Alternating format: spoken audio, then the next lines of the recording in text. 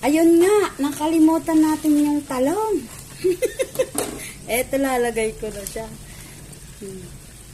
Kunti lang yung tubig nito.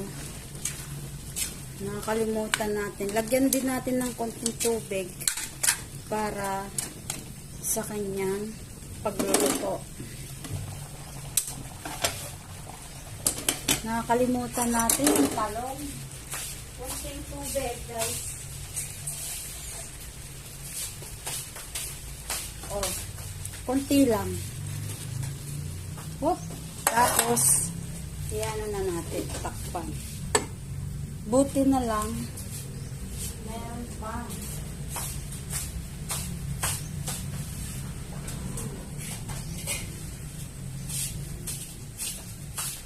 Pumitas pa ako ng talong kaya natagal.